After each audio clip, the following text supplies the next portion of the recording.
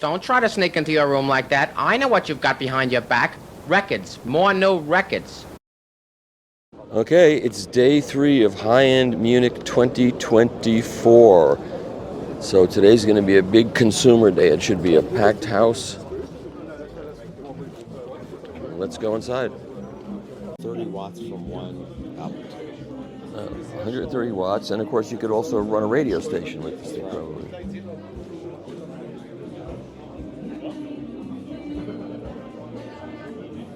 Is it single-ended? Although it does have balanced input circuitry. Yeah, it's a balanced input circuitry, so output stages are intrinsically balanced. Yeah. It's cool looking.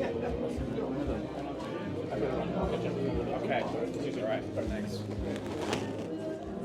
Like you'll never get rid of your shadows. Jeff, you'll never get rid of me. Goodness. All the others fight and fuss. Whatever happens.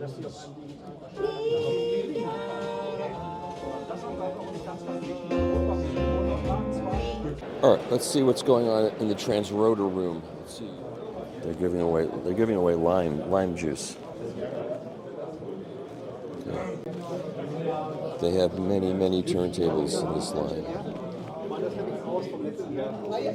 That's the Dark Star. This is the I can't tell the name. 5,400 euro. That's their own arm. Once SME stopped selling them arms, they devised their own arm.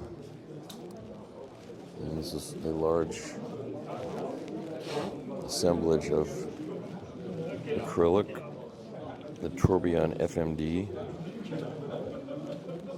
and they've got a line of cartridges.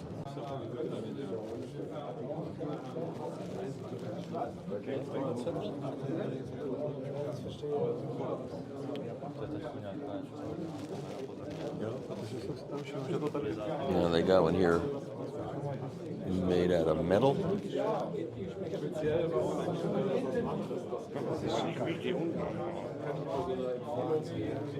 Warum bewegt sich das nicht alles? Das kann ich da nicht sagen. Hä? The Bellini. This is also the Bellini. They have a lot of models. Can I tell you what distinguishes them on a mechanical level? I cannot.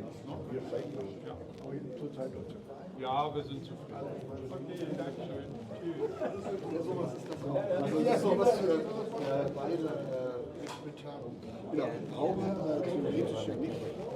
Hey there.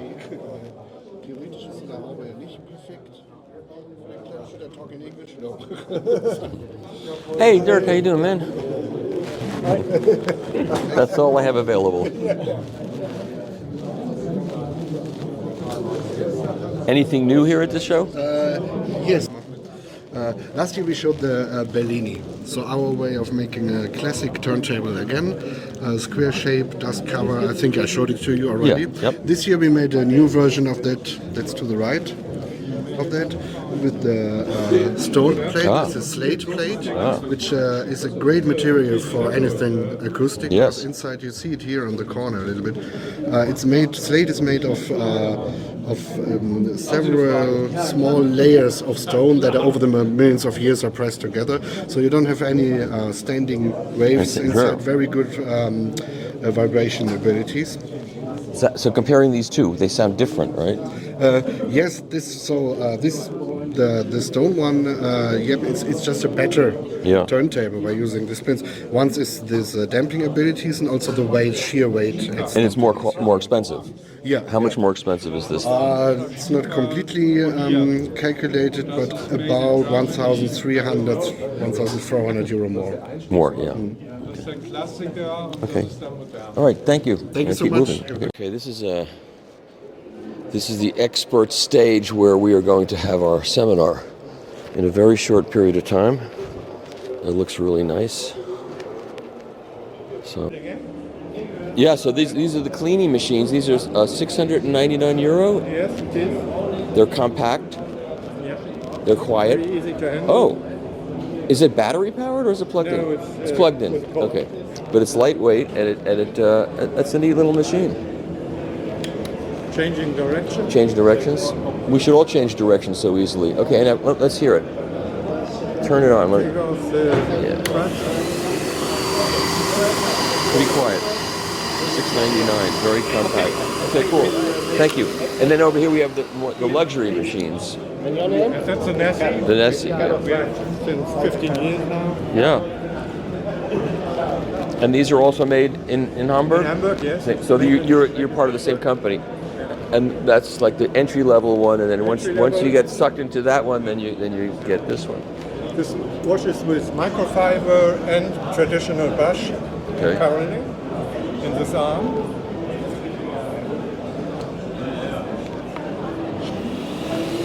It's a bit more quiet than this one. Yep. Gets it dry pretty quickly too. It has a LED lamp on it. Oh. Nice. And what do these cost? Cost is 1,850 euros. Okay. And this is the same machine. It's not the same. It's a little bit less. It doesn't have a This is the lamp, light. and some functions are not only in this machine. Okay. This machine has an intensive washing program lasting 12 minutes and replenishing the fluid while it is working. Oh. Okay. Thank you guys. Thank you.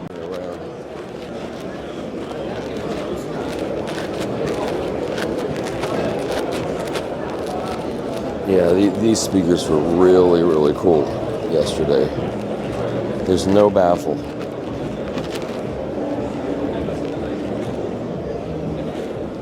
What's your plans? I heard them. I was in yesterday.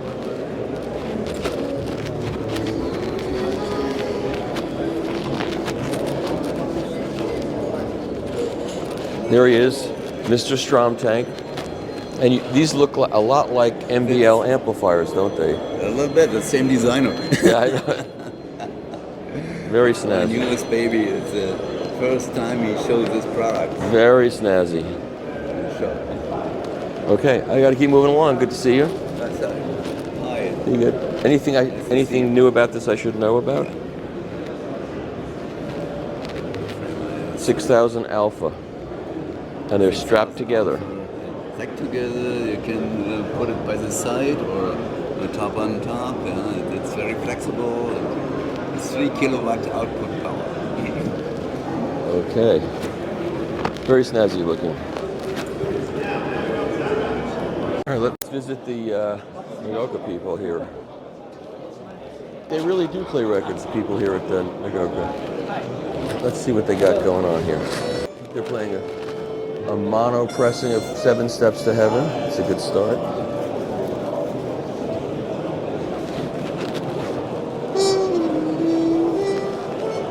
Okay, it's a MP mono. I assume that's a new cartridge. Is that a new cartridge? Brand new mono cartridge? It is planned to be released on mid-June to July. Mid-June? Mid-June. What's it going to cost? What it's going to be? It's going to be cost as closer to our existing model of MP150. Which is how much? I believe the exact cost is not fixed yet. Okay. So yeah. And this is your one sheet on it? Can I have that? Yeah, sure. Okay. So do you want me to set up the brochure? Sure, why not? I'll advertise for you. Thank you so Sure. much. Yeah. Do I get paid for that or no? No product, because Ortofon pays me. Really? Yes, see it's on my bag, although it's covered up right now. No, I'm just joking. Just kidding. You know I'm just kidding. They don't pay me. Okay, that'd be great. Just put it in the I bag. believe this will be the very interesting product. Our new MP cartridge.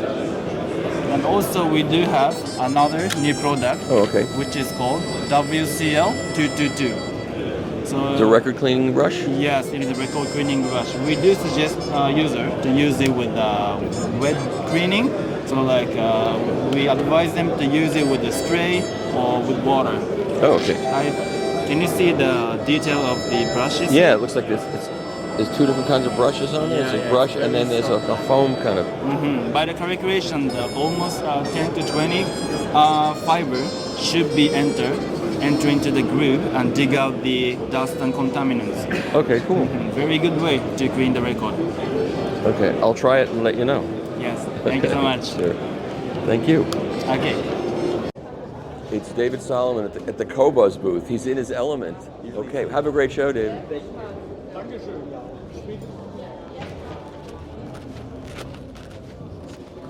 All right, we're just going to walk around for a minute. And today's Consumer Day, so it's going to be crowded, and we're just getting started here. So...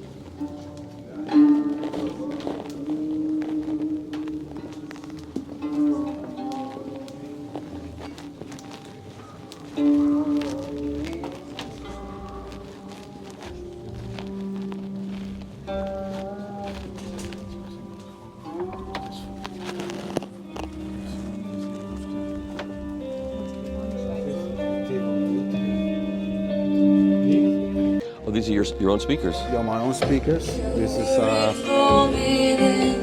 unique design in terms of sound quality. Of course, that's for the end user to decide. And but the design shape is something that is innovative in terms of the industry. I've never seen this before. The materials we're using is a combination of composite material with Korean sand and acrylic. And all the drivers are customized for us. We have from the tweeter, the mid-range, and the woofers. And we're using Franc Kuzma inside the cabling. It's pure precious metals, silver and gold. And crossover is my own design. And what do these cost? How much are they? The retail will be 185,000 euros. Okay. This is the initial model that we have. We have a monitor and a less expensive, smaller 3-weight speakers coming up by the end of the year. Okay, great. In 2 or 3 years' time, there'll be a bigger. Yeah, maybe.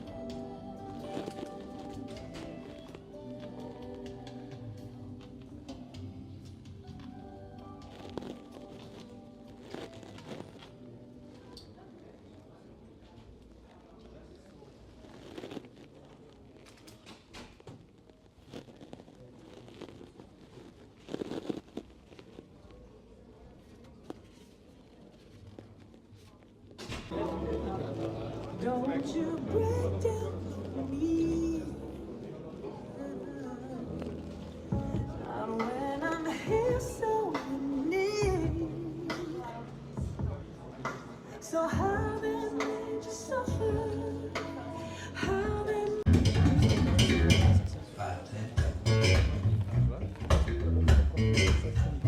play some music.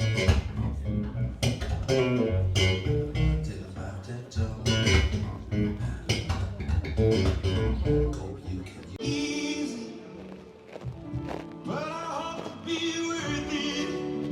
Come on, guys.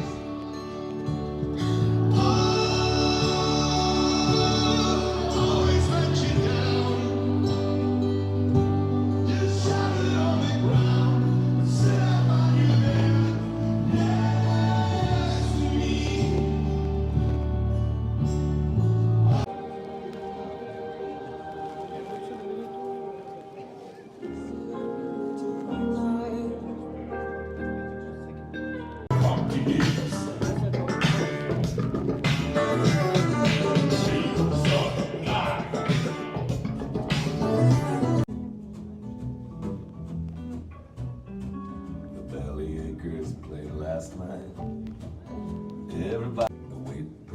Waitresses are snotty. The bartender's rude.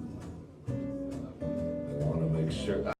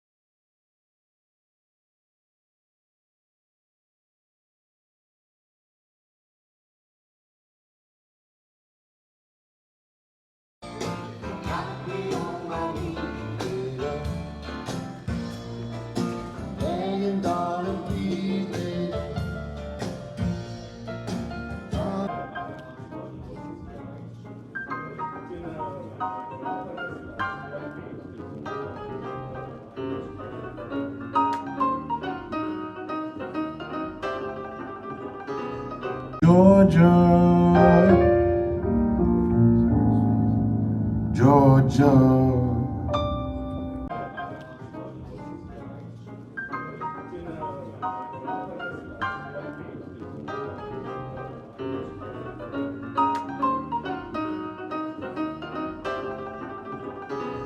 Georgia, Georgia. This is the less expensive of the Kronos turntables. And Lewis says it gives you 90%. I think he said 90% of what the big one gives you.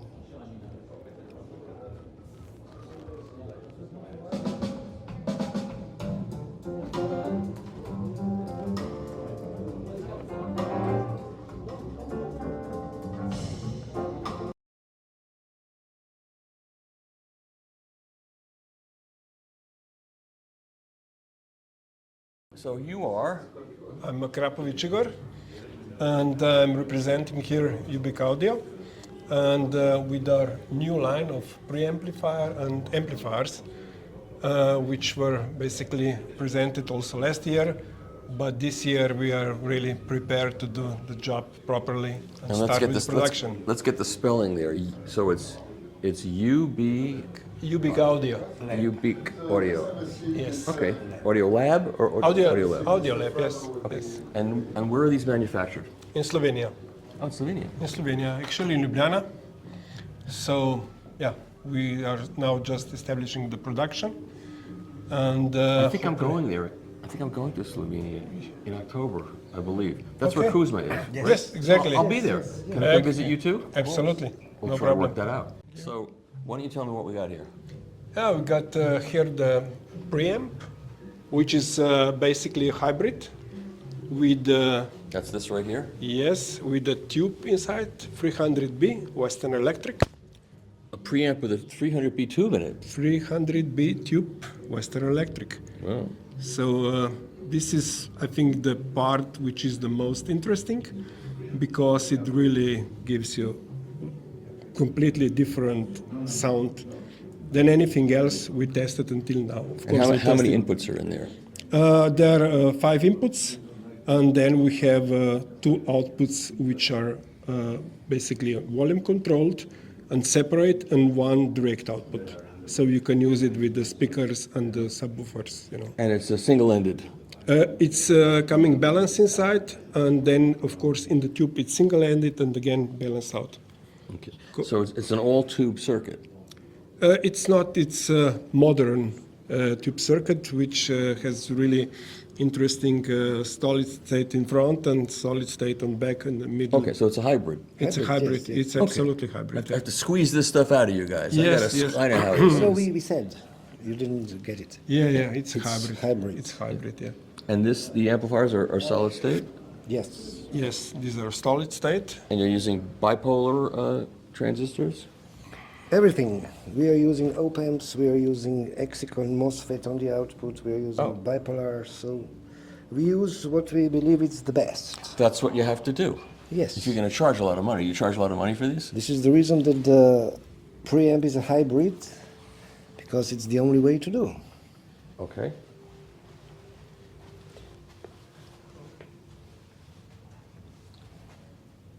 Well, if looks could make music, this would make very beautiful music. Yes, I think so.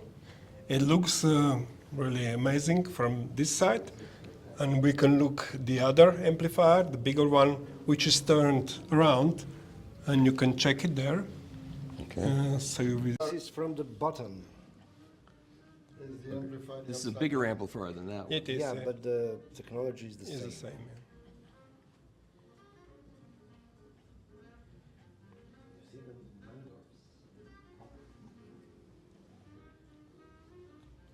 Well, there's a lot going on in there, and these are Mundorf caps? Yes. Stacks of Mundorfs. And how does this run? Class AB? Class AB, Class AB. 1,200 watts, 8 ohms. Okay, so it won't heat my home, which is good, right? Yeah. I'm sure it'll make it Hit a little bit. No, not so hot like a Griffon. It's No, it's to 30 watts. It's A-class. Okay. All right, so here's the preamp. So Western Electric 300Bs. Yes.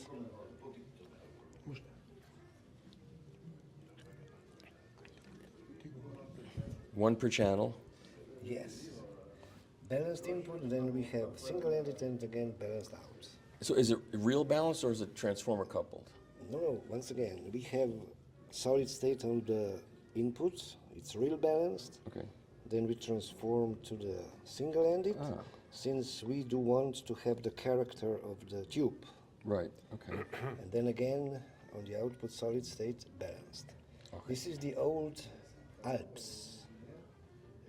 Volume control? Volume control. The old Alps? The old. What does it mean? It's a vintage or? No, it's still in production. Oh, still in production. Yeah. But it's very, very expensive. And the interesting thing, because we have one output is direct, is just going through tubes, and we thought, okay, these Alps maybe will degrade somehow the sound, but it's just the opposite. We found that the sound through the Alps is better than the direct sound just going through. So this was that happens quite sometimes. Things happen. We strange. even have designed our own remote control. You made that? Yes. Yourself? Oh, it's very nice. Yep. And it works very simple. We turn the encoder button and the volume control goes. You see? Okay, and then inputs? You can change inputs. Oh. Here are the. Yep, I see that.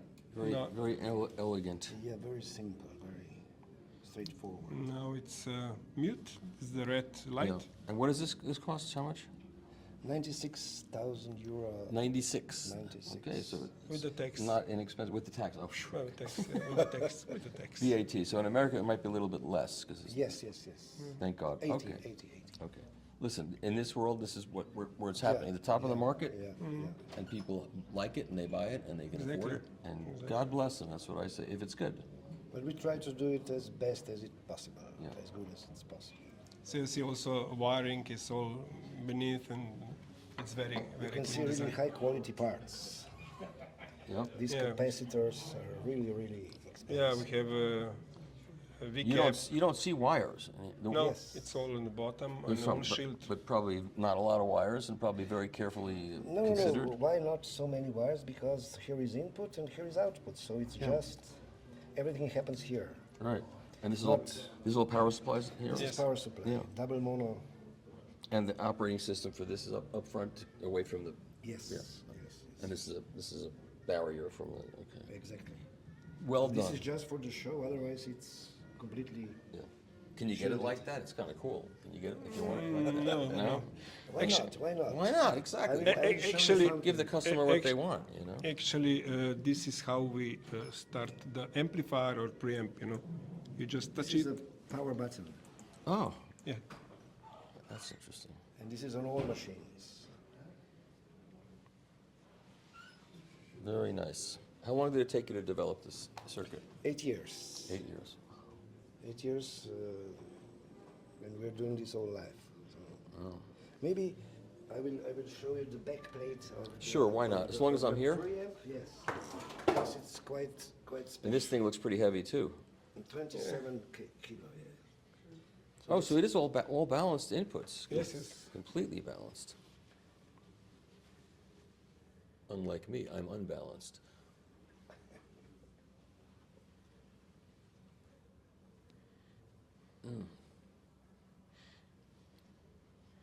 You can even check the phase here, for example, if it's right polarity. Right. So we really look for every detail that's possible. This is the smallest amplifier we are producing. Again, this is the switch on. I would expect that to be consistent through your line. And is this a Class A/B amplifier too? Again, yeah. It's all the same technology, just power is different. Otherwise, the same. How much power is this? 200? It's a mono 200, yes. 200. Was that a good guess? That was a good guess, right? Yeah. I'm clairvoyant, that's what it is. So I've read your mind, I know everything about you now. Okay. This is purpose of this for the high efficiency speakers, maybe some horns or something like this. Over 95 dB. And we use this for subwoofers of the I bet you this would drive the Wilsons Really, too. really good. Yeah. Really I'm good, sure it would. without any problem. And this is good down to below and on, I bet you. Yeah, It's yeah. stable. Yeah, I guess that's what you would do. But the difference is just the current capability. Yeah. What does the back look like this? Is it as elegant as the other one? Always the same. Can I take this home with me? Fit it in my bag? Yes, it's always the same. Yeah, it's very nice. This one was stereo. This is but, RCA in and yeah, balanced in. Okay. But in the end, we decided that we will make just mono for the beginning, because if it's bridged, it's really perfect. And single-ended is also good, but we don't want to make compromise. Very nice. So Okay. this is all what we have. That's all? At the moment, yeah. He dragged me all the way over here just for that. So we have Mark Doman's Helix 1. We have an analog relax. Is this a 1000 or 1000, yes. It's a 1000. Yes. I reviewed that cartridge. It's a fabulous cartridge. Yeah, 1000 and 5T. Okay, and you get the Reed 5T with the laser. I reviewed that also. Setting it up was not fun, but I did it, of course. And this piece of jewelry from Switzerland. Yes, of course. This is the Master Line 2? Master Line 7. No, 7. The first 6 didn't work out so well. The 7th one, they got it right. Okay. And I'm just joking. Can I joke like that? Okay. And then what else do we have here? This is a preamp. Yes, of course. That I know already. And this is the digital stuff. Okay. So we have a Outender 20, and we have a master clock. And in combination, works really good. And the Burmester is a power conditioner? Yes. Yeah. Okay, I think we've covered everything, and the speakers were well for me. And the cables. Oh, of course, transparent. The transparent, of course, we know that. And these speakers, because I own these speakers, so I'm very well familiar how good they are. They're really good. I love them. And I have a relatively small room, and they're all the way in the corners, and they sound phenomenal. Just a brief interruption, esteemed viewers. As you may know, I'm Tom Martin, Chief Content Officer of The Absolute Sound.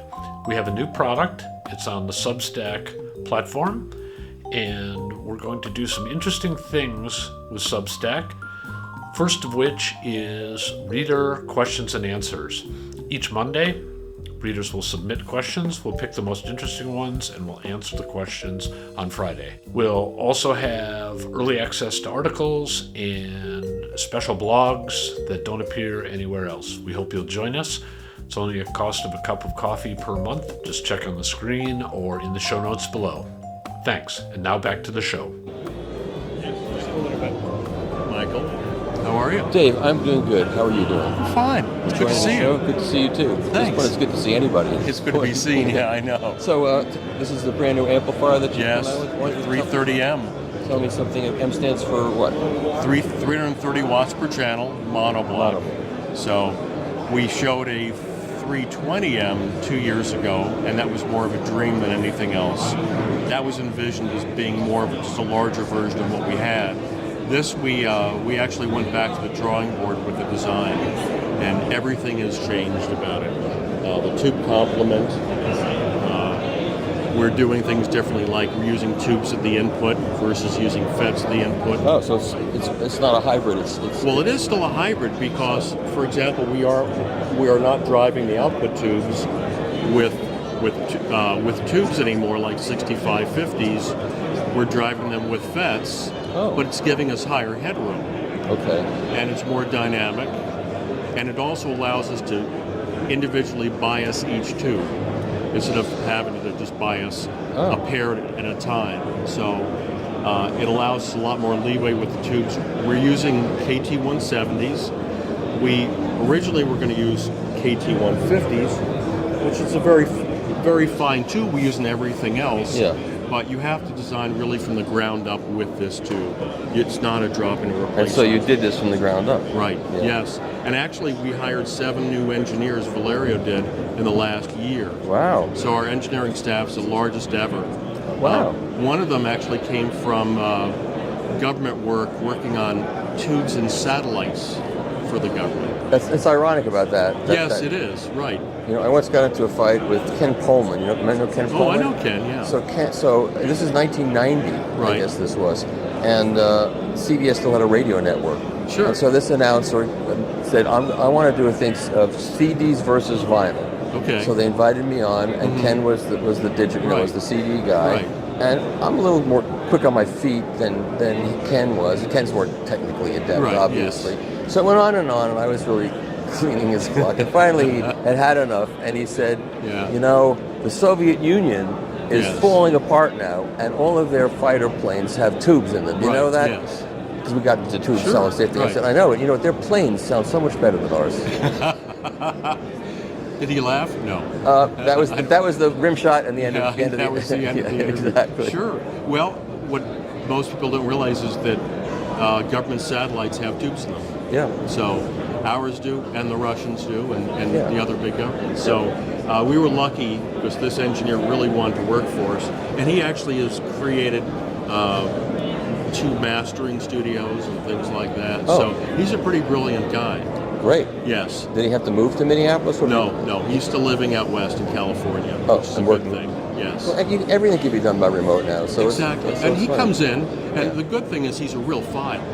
He's a hardcore file. Oh, great. So he knows exactly what he's listening to. Yeah. And that is hard to find. That's great. Yes. Awesome. Well, I can't wait to hear these things. So we're very, very lucky. So we this really came out in a year. Most new products like this would take at least 18 months to 2 years. Yeah. So we're happy, but then we've actually delayed the launch to make sure everything works perfectly. Good idea. Yes.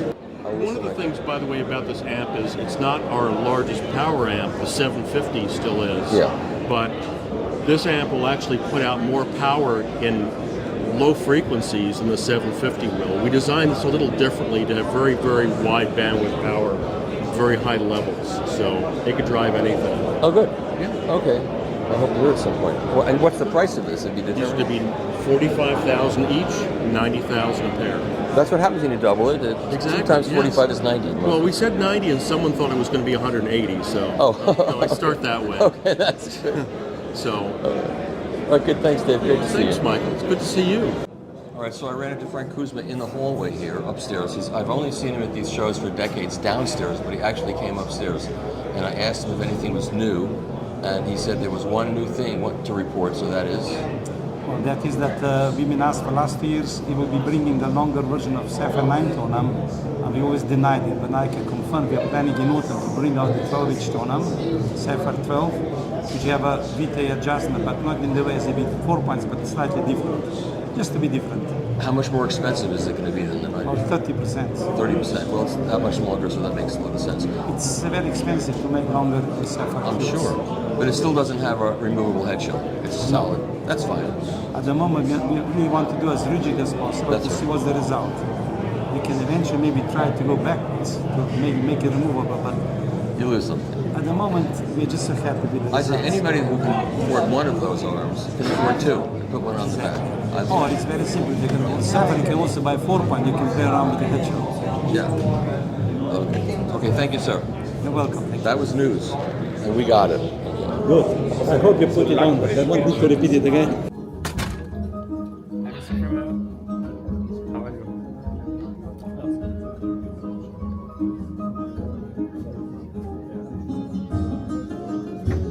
Okay, here's the Nagra turntable. This is is the anniversary version, but there's going to be a non-anniversary version coming soon.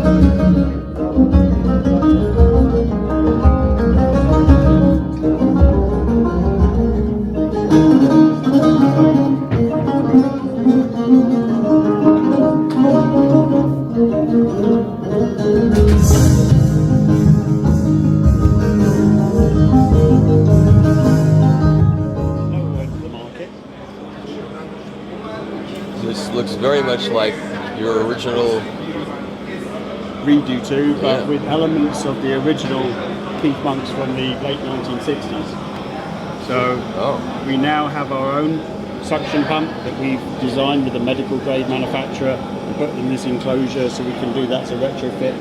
I have to say that this is a final prototype, Michael, so it's not, some of the fittings are not going to be sort of like, they'll be a little bit more permanent for production. Right. But it's here, it's a fact-finding thing to find out from our regulars what they like, what they don't like so much. How has the interest been? Good? Yes, excellent. Two of the more recent distributors that we've signed up because they liked Prodigy, but they were waiting for this. So. And this is going to sell for how much, do you know? $4,995 US. $5,000. Yes. That's fine. That's fair. And so we're after the $25,000 turntable customer, of which they are that's not, no shortage. That's not even moment, a lot for the turntables today, you know. And electric fluid pumps now instead of the Mini Cooper washer pump, so a little bit more precise. 12 volt, so one size fits all worldwide. Fluid buzzer, fluid full lamp buzzer arrangement, so warms you when the little thing takes forever to fill up, you know. So, and we illuminated the suction nozzle. Partly, well, quite a lot originally for me, because the lighting in my test workshop is so appalling with the strip light, and if the ambient light through the windows is wrong, I can't see the before and after on the record. So this way, I can actually see that in any light condition, and I did rather think, since our nozzle tips are opaque, I wondered if it might pick it up, and it does. So. And it's very quiet. Very, very quiet. Yeah. Yes. We got them to re-engineer the pump head, so it's a 5-head rotary device. So the suction, instead of being whoop up like this, it's a sort of a slow, like a rotary engine. So it slowly builds up that way, and we put a nice hefty brushless motor on the end of it as well. So sort of very smooth running, very quiet, long lasting, of course, being brushless too. So we're after that archives and libraries that we have had such success with, and this machine is going to be the basis. Okay, now this is Mr. TW right here, in case you don't know.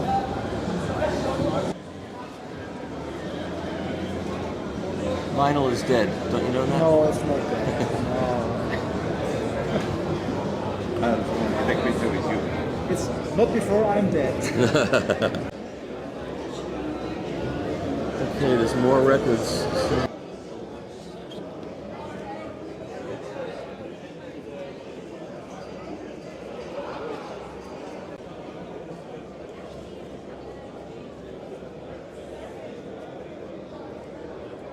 Right.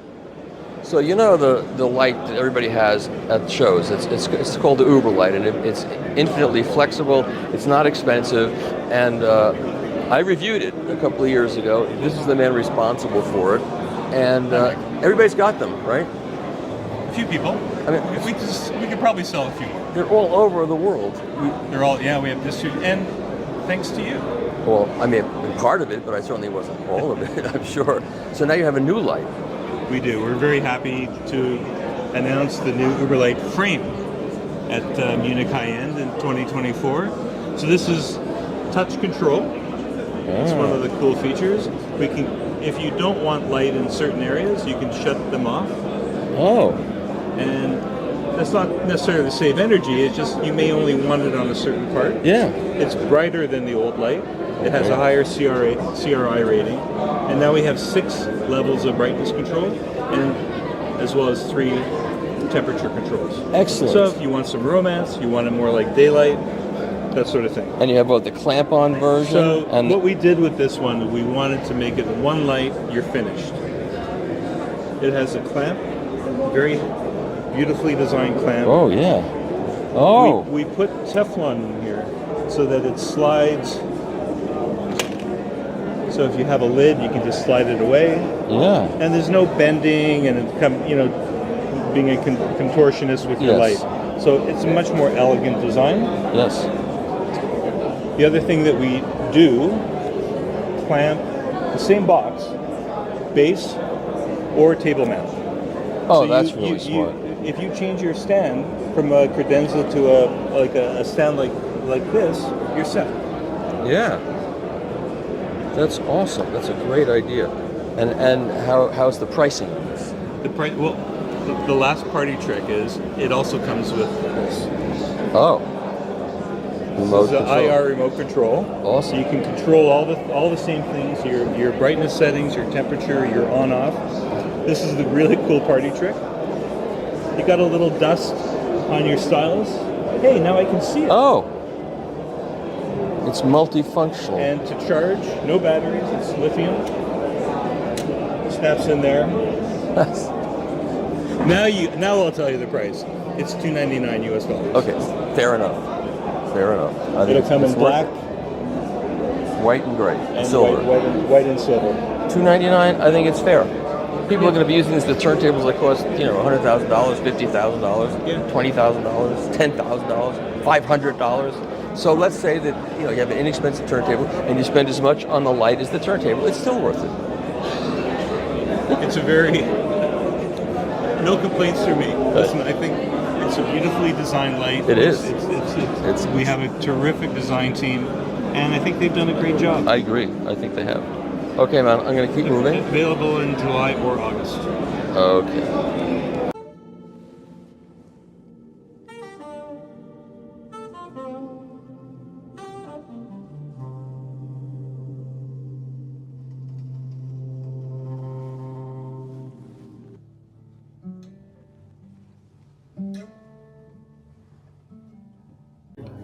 Okay, now you can see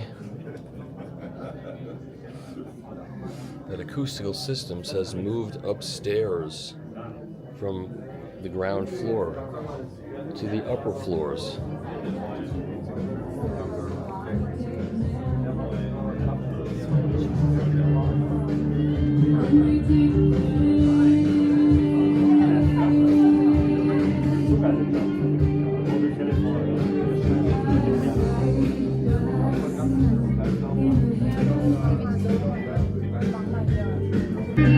You know what? In today's world, it doesn't look that big anymore. That's what's so crazy. As much as it did in 2016. It's true. I don't like what happened to my When was the last time that you operated this thing?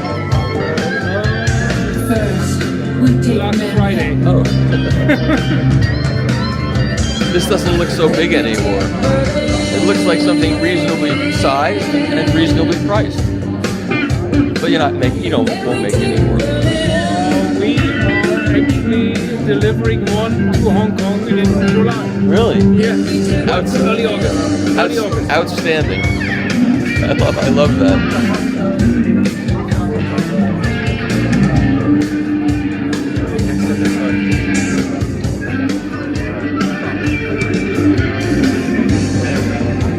That's a great phone. Yeah. I bought that. I had to buy that. It's so good. CH provided us with all the amplification, and Audio Quest supplied all the cabling.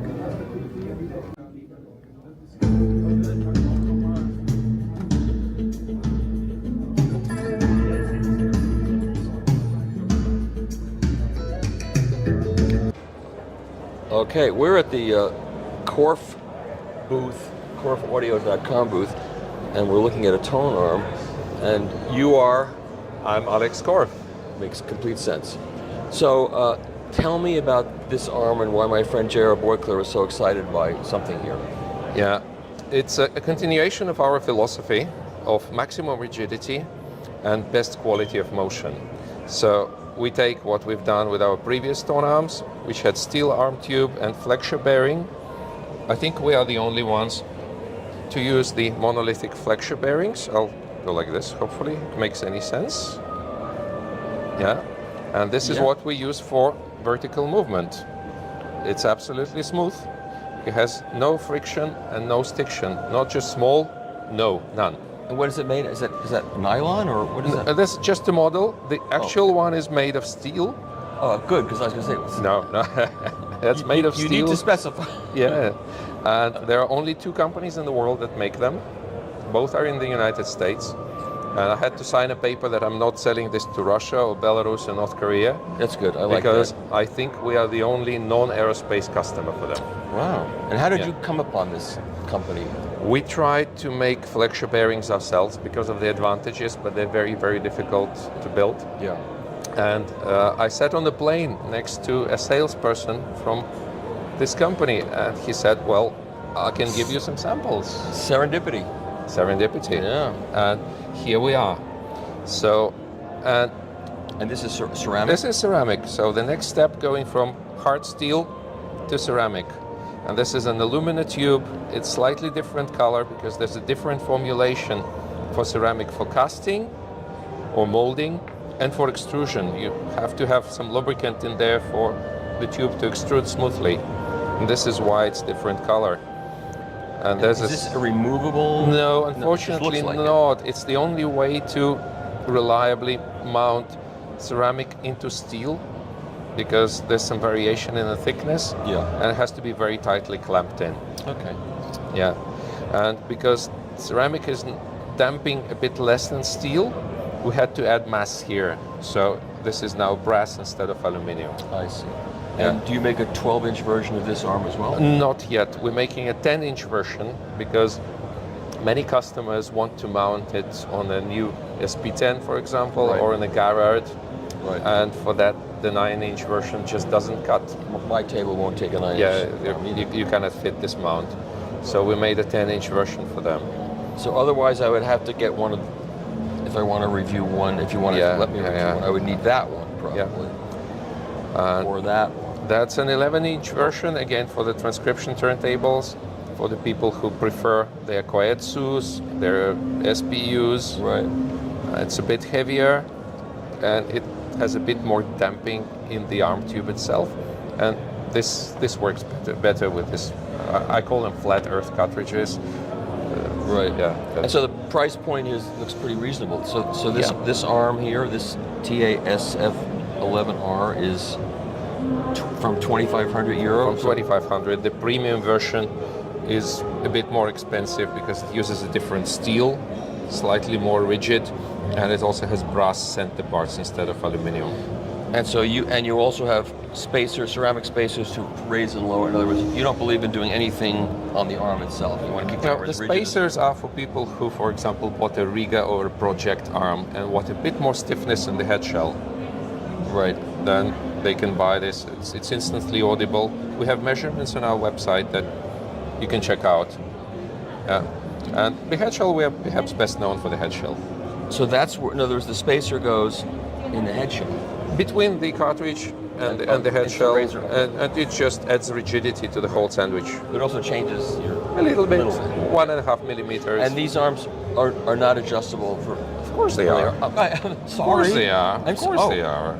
Because, okay. I stole this idea from friend Mark Gomez. Yeah. And then you can lock this in place? Yeah. Another interesting thing is that we don't use set screws. We don't believe in set screws. So everything is clamping. I agree with that. It gives better geometry and better rigidity. And you're not doing this. Yeah. Okay, well this is very interesting, and this is your turntable too. This is a prototype. This is unfortunately just a prototype, and it's also static because the controller burned down a few days ago. Oh, okay. Well, that's this fine. happens with the prototypes. What's the difference if it's better than someone else at this show made a big advertisement for the new CD player, and it's all over the show, these big signs for their CD player. It won't play any CDs. Oh, that's a pity. Yeah, that's a pity. That can ruin your whole day. It could ruin your whole show. Yes. Let me get this out. Yeah. Oh. So this is a direct drive. Oh. And yeah, we're not reinventing the bicycle. It's very straightforward. The rotor magnets are in here. The stator is, the coils are glued to the PCB from down below. Right. And because it's a heavy platter, we don't use feedback. Well, we use it for startup, and then it's open loop with a feed forward correction. Okay. So at the factory we calibrate this thing, so we know which current to give into the motor at which angle, so that it as well. I perfectly. figured you did. And so when you think you market this and finish it, what, you have any projection for the price? We want to bring it to the market under 4,000. Oh, that would be very good. Yeah, without the tone arm. Yeah. Without the arm. Without just the the table. Just the table. We will have two versions. This is the 9-inch, and we'll have a longer version for a 12, 11-inch. Okay. Great. Thank you. Thank you, It was Michael. worth fighting all this time to find you. So Tony Faulkner, we've never met. We've spoken many times. Many times. You're a world-renowned recording engineer. Thank you very much. For decades and decades. Too many, yeah. Do you want to give some of your credits? Ah, gosh, I've worked a lot in Munich and Vienna and Paris and all over the place. A lot in London mainly, with the Royal Philharmonic and the London Symphony. And for what labels did you read? RCA. I've actually bought the M50s that Louis Layton used to use for Living Presence. Oh, wow. And we'll be using them for the SME music recording. Let's talk about that. So what is this new project with SME that you're involved with? Well, it started off with a fascination AJ, the boss, has for Indian music. Yes. And that he doesn't like commercial sound quality of commercial recordings of Indian music. And I share his despair, really, because when I hear modern recordings of that stuff, it makes me want to have a curry and order a pint of lager. So he brought over more than a dozen Indian musicians, the top guys from Bollywood, and we recorded some classic stuff in London, in a venue, with a real space, and they all had to sit and listen to each other and sing along. Complete takes, straight to half-inch analog studio. Wow. Nothing digital in the chain at all. We got an analog desk from Audience, and took a bit of adjustment for the musicians, especially because everybody now is used to multi-track, digital, plugins, toys, headphones, clicks. Did they like it? Eventually like it? They did, yes, and they've been back twice since the first recording we did. And I think the first album, well, it's a twin set, as it were, a double album, has already been cut. Being cut at Emir Berliner in Berlin, because they can handle half-inch tape. Yes. And then it will be manufactured in the States in Kansas. Oh, at Chad's place? Yeah. Oh, fantastic. I think it's good because very low surface noise. They have a really good quality attitude. I put out a record and they did it for me. So. Yeah, no, they do a nice job. Yeah. So moving on, having got the taste for getting Indian music to sound more like live performance, the plan is to do some local jazz in London with a guy called Ollie, who's a friend of mine, pianist. He's got his own group. And then we will do some stuff with the Royal Philharmonic with a conductor called Pete Harrison. Wow, this is really exciting news. What I would really like to record, hasn't all been agreed yet, was to do Lieutenant Kijay Prokofiev, because it's not too airy-fairy for audiophiles. They're nice tunes. Yeah. It sounds like a film score, lots of colour. Yeah. And the real problem for vinyl, I see, just as an outsider, I'm not really an audiophile, is that either you buy material from stuff that was recorded 50 years ago, or else the modern stuff is all digital. It's got digital somewhere in the chain, and that's something AJ wants to avoid. Right. So we go straight to half-inch studios that he's bought. Excellent. This is and have a great nice news. time. How about some rock recordings? Well, I don't know how many rock musicians, except in concert, can actually go from beginning to end all together in one go. That's true. Live, maybe, but there's nothing scheduled yet. It's a new One new thing project. at a time, yeah. So when do you think the first record's going to be released? I hope next year, but I don't know. I'm not involved in the manufacturing chain. I mean, there are issues. You've got to sort the packaging out because it's going to be a premium priced product, and people are used to paying very little for Spotify, not audiophiles, but Right. So does he plan on first marketing this in India? no.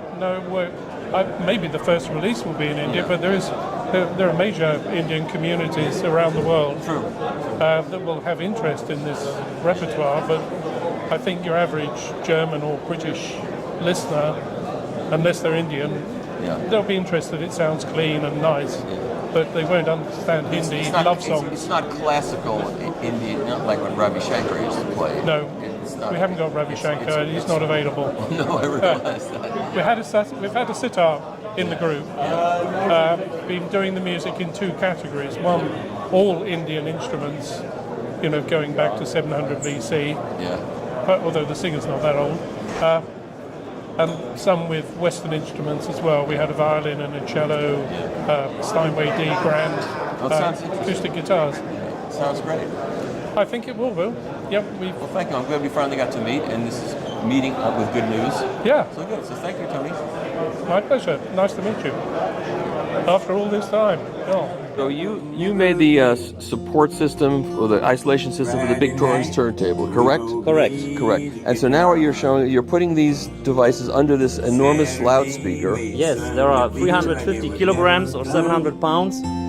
And these isolators are made for industry application, so they can carry up to 4 tons. But here what we do is we isolate the speakers from the ground, not to have a structural born noise, and these things are very, very powerful. So when you push the speaker, it's not moving at all. Slightly moving. Slightly, but but like honey. Yeah. Like creeping. And how do you get them under there? You jack up the speaker, and then you jack the speakers up and slide them under? Slide them up, yes. And when I turn it off,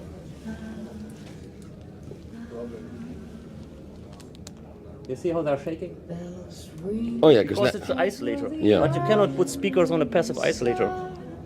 You have to put them on an active isolator. What if your floor is not exactly perfectly flat? Okay. It'll compensate for it. Fine. It'll automatically level. No, we have to do by hand, but it's fine. Oh, I see. Yeah. Okay. And these are also our systems. Yeah. So this is also isolator from Sizemir. Yeah. So this is our new product. Oh, very. Yeah, we designed it specially for audio applications, because before we had these ones. You see, and they were made like for industry applications. Yeah. So, but there are like having 8 sensors, 8 actuators, and yeah, so we are able to support very big speakers and also small ones, of course. Obviously. So like, what does one of those bases cost? This basis will be like 12,000 euros in Germany, including taxes. That one there? Depends on the region you are located. Different taxes apply, and it will be somewhere in this range. Yes. Right. And there's a brand I never heard of. What is? Which one is this? This phono preamp. Yeah. No, who is this? From Italy, tube, high sensitivity, high gain, from Capeci Audio. It is a company of Rome. Oh, I've never heard of this company. Very attractive looking. So this is the turbulent turntable from Italy, and you have that's a teal arm on there. Teal arm, yeah. yes. With that tangential moving. Yep. With zero. Very nice. And here we have a Faber phono with the other cartridge, the tape, Studer B67. We demonstrated the new tape. Pink Faun in dual mode. Never heard of that either. Streaming music. Okay. And 01 DAC for the digital analog production. That's an Italian company too? Yeah, another company, my partners. Yeah. And a Schnetziger protector for the electromagnetic noise. And the cables, white gold, to go to the speakers, matte, high sensitivity, 100 dB on 8 ohm from Sigma Acoustics, Italy. Oh, okay. All right, we're just going to do our last reconnoiter around the show. There's so much stuff here. You concentrate on what you're here to cover, and you have to ignore the rest. And I think I've got everything down. But, I mean, look at some of this stuff. This is just cool looking stuff all over the place.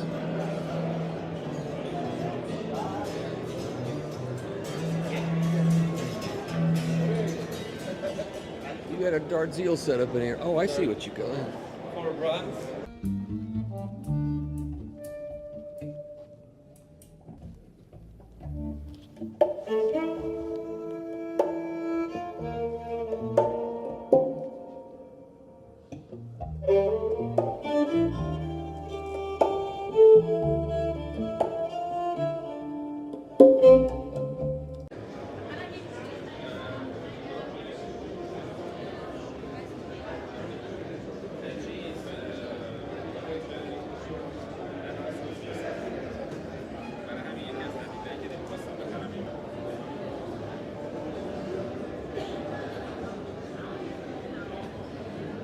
Vinyl is dead, you notice? No one's buying any records anymore, so they're all sitting here.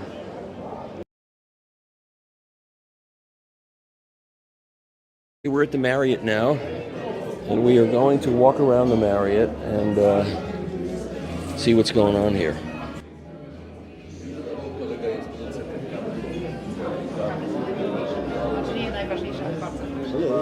Hi there, let's see what we got here.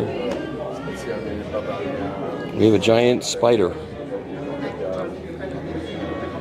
Cool. Thank you.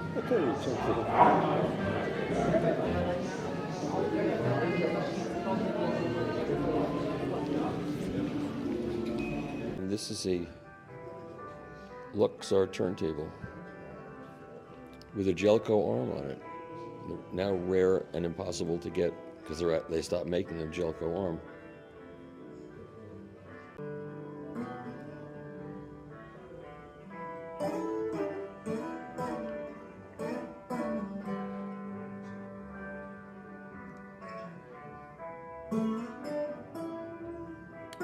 And there is an old Graham model 1.5.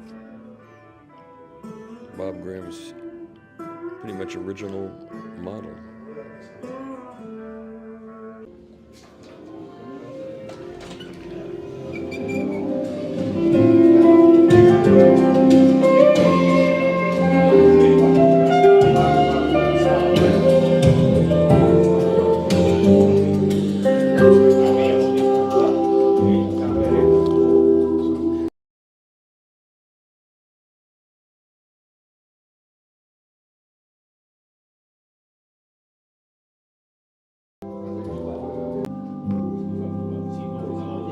This is the phono preamp.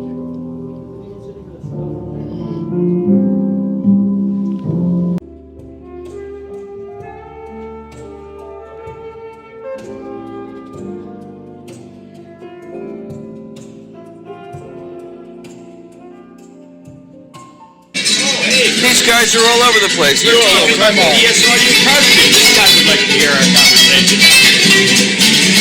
What turntable is this? So this is a CS4 from Japan, TAT2 M2. We have the big CS4 air-bearing arm. It has an air-bearing platter. And here we have the SAEC 4700 arm from Japan. Yes, I know the arm. I reviewed that arm, in fact. Yeah, It's a wonderful arm. Yeah. And we're playing here the Kiseki Agate. Oh, it's a Kiseki, an original one or what? Original Agate out of stone. And that's but that's probably more collectible and worth more than that optical cartridge. Yes, I don't sell it. It's in my collection. Right. Yeah, and we have the small DS Audio W2 system Right. here for the shop. Yep. It's running to a Solution 757. The emphasis preamplifier. And that has the optical input. Yeah. Correct. And how is it a well executed version of it? Absolutely. You like it? Yes, Yeah. yes, I like it a lot. It also has direct tape head input, and then we're using the conversion technologies SL1 Legend Extreme and Black Path flagship. Also with the MC photo stage. Oh, okay, Correct, cool. yeah. So you're using that one for the optical and this one for... Yes, correct, yes. Cool. Okay, great. Thank you. I'll see you at the next show. Absolutely, Michael.